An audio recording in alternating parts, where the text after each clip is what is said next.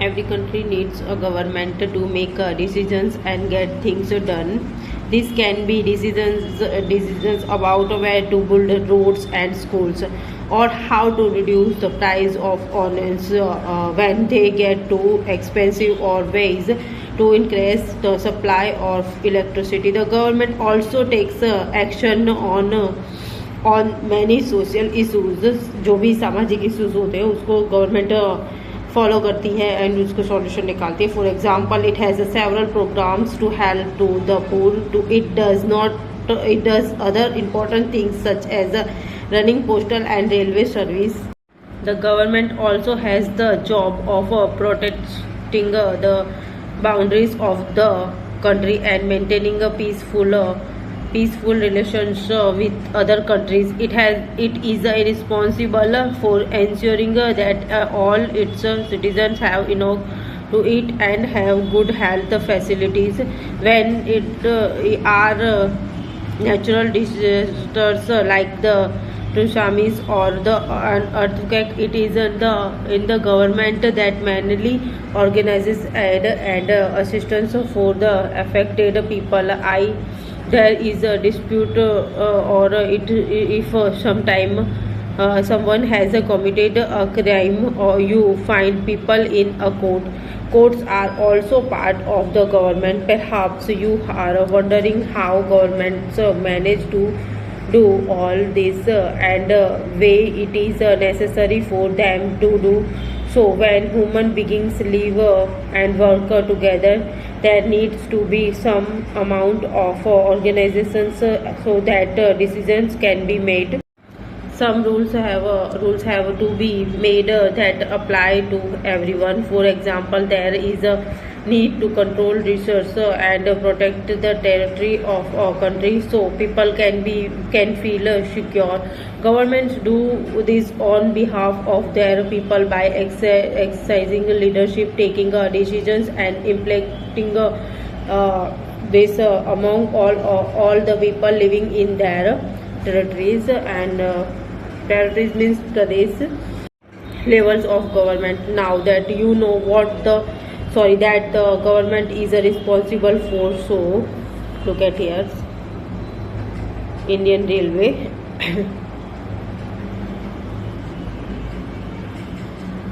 Parliament, Supreme Court. Some example of the institutions that are a part of the government: the Supreme Court, the Indian Railway and Bharat Petroleum. लोगो दिए गए हैं. ये supreme court है, ये Bharat petroleum है और Indian railway है.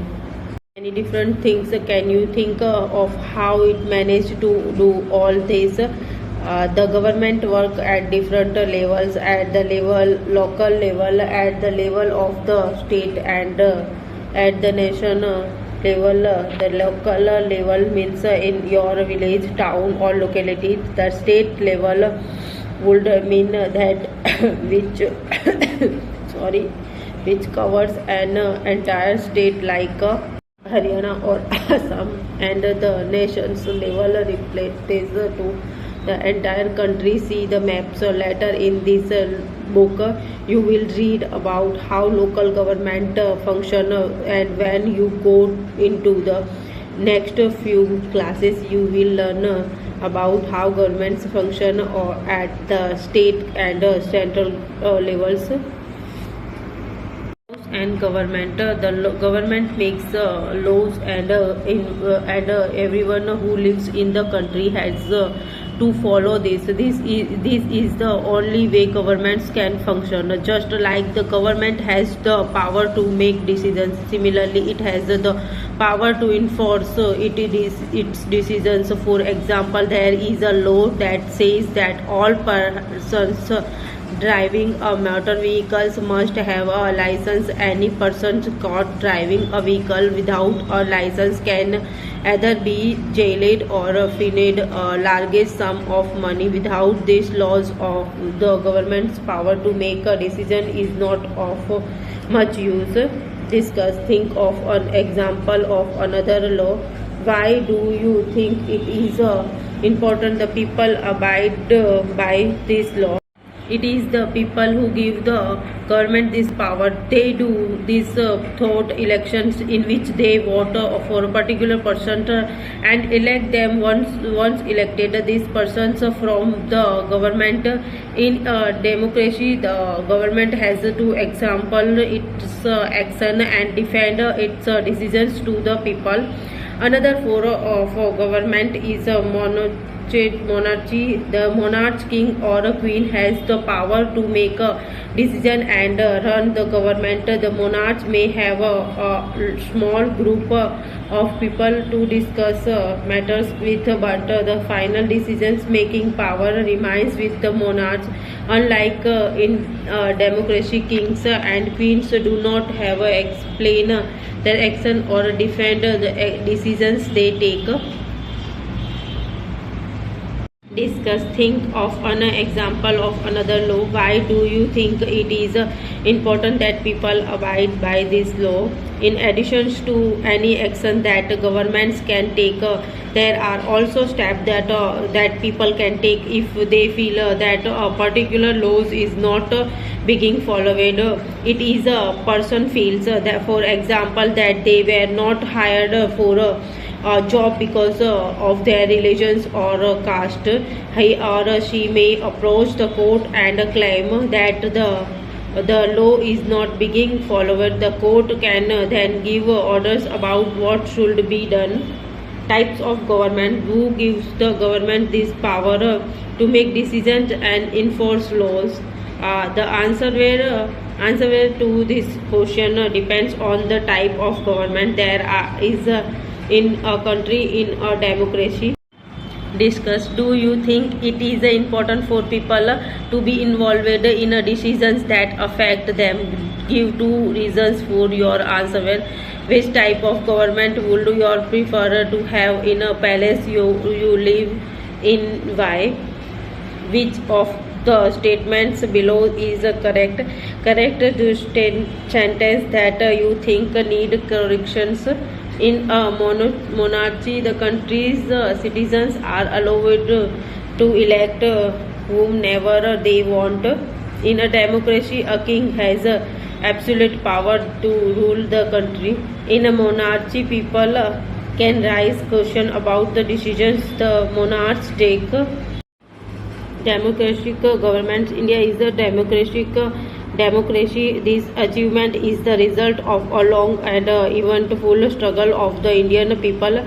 There are other places in the world where the people have also struggled to have a democracy. So you know how now that the main feature of a democracy is that the people have the power to elect their leaders. So in a sense, a democracy is ruled by the people. The basic idea is that people rules themselves by participating in the making of these rules. So democratic governments in our times are usually referred to as a representative democracy. In representative democracy, people do not participate directly but instead choose the representative through an election process. This representative meet and takes and make. Now there in the world have a governments widely shared power all over Europe and USA. Women and the poor have had to fight for participation in government. Women struggle to vote got started during the First World War. This movement is call it the women's suffrage movement, as the term suffrage usually means right to vote. During the war, many men were away flightly, and because of this, women were called upon to do work that was earlier considered men's work. Many women began organizing and managing different kinds of work. When people saw this, they began to wonder why they had created so many unfair steps about women and what they were capable of doing. So women began to be seen as being equally capable of making decisions. The suffragettes demanded the right to vote for all women and to get their demands heard.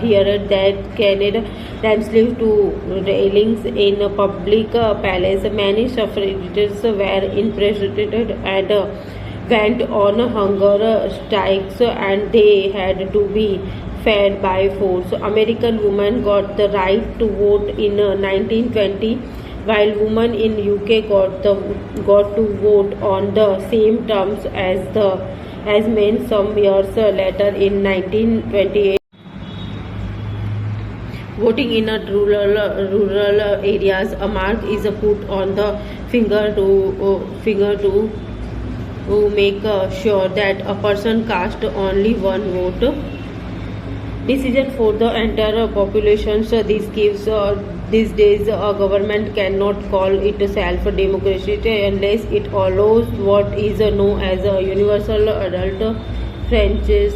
This means that all adults in the country are allowed to vote. But it was not always like this. Can you believe that there was a time when governments did not allow women and the poor to participate in elections?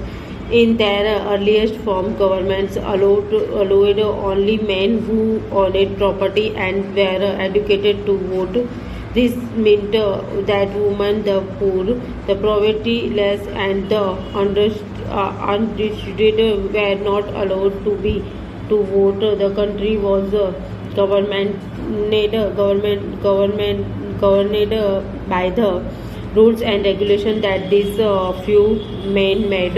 In India, before independence, only a small minority was allowed to vote, and they therefore come together determine the fate of the majorities. Several people, including Gandhiji, were shocked at the unfairness of this particular participate, and they demanded that all adults have the right to vote. This is known as a universal adult franchise. Writing in the journal Young India in 1931, Gandhiji said, "I cannot possibly bear the idea that a man who has got wealth should get the vote, but a man who has got character but no wealth or literacy should have no vote, or that a man who honestly works by the sweat of the bureau day in and day out should not have the vote for the crime of being a poor man."